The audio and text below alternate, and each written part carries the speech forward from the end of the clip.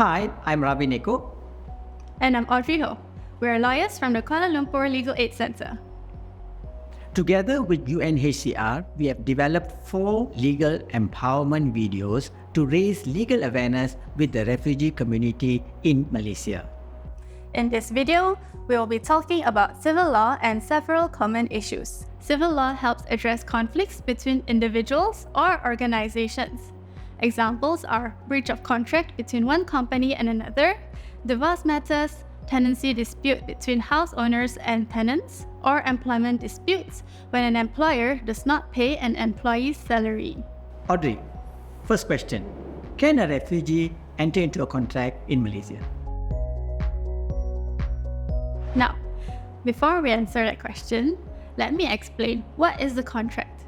A contract is an agreement between 2 or more parties to sell something or provide service. For example, if Ali wants to buy 5 books from a bookshop for 50 ringgit, Ali and the bookshop enters a contract for buying books.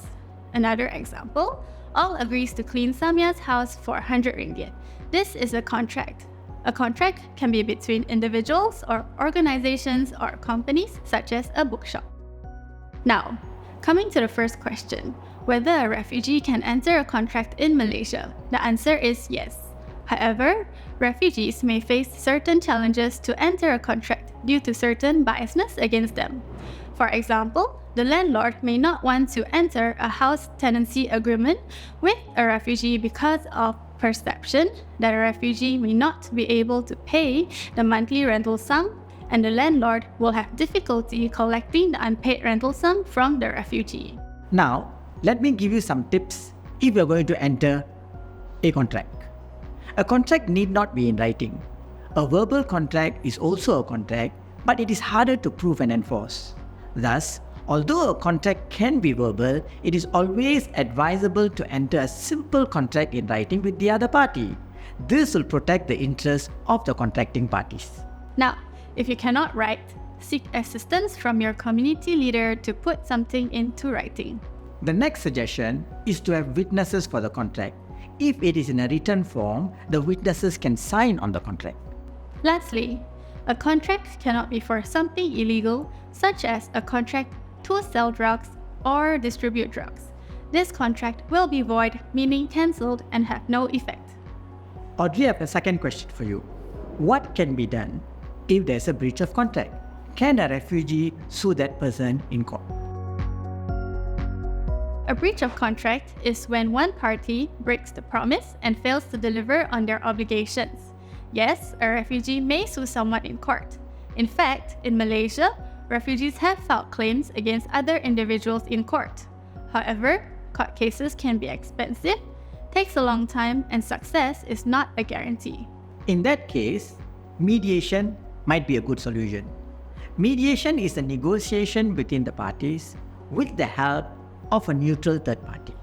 Mediation can be a formal one in court or an informal one, just like a discussion. You should reach out to NGOs for help in mediating a legal dispute.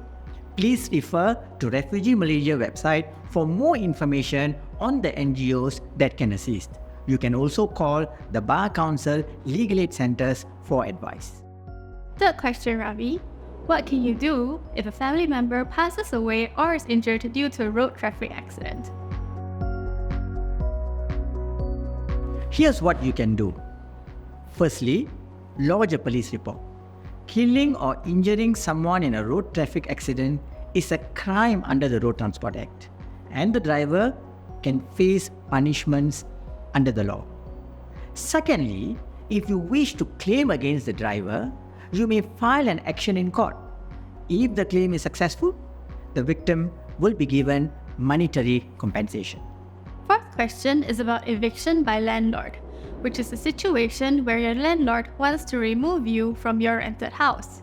What should you do in this situation? Eviction by landlord can be because of many reasons.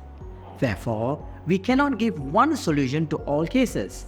However, if you have not done any wrong and there is pressure to be evicted, you may be able to claim compensation from the landlord under the tenancy contract. But then, you must understand it is not a guarantee that you will be given compensation. Every case is different.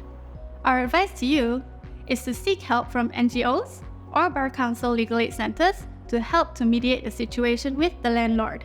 We also advise you to seek help as soon as you receive information of possible eviction and do not wait until the last minute. Audrey, one last question. Can refugees start their own businesses in Malaysia? It is worth noting that all business owners will need to register their business with the relevant authorities in Malaysia. There are certain requirements to be met depending on the nature of the business and the legal requirement, and that is why it is difficult for refugees to start their own businesses in Malaysia. And that's it from the both of us. We encourage you to gain more understanding of your rights by watching all 4 videos in this series. And for more information, you can visit UNHCR Malaysia website at refugeemalaysia.org. Don't miss out on vital information that can empower you and others in your community. Stay informed, know your rights.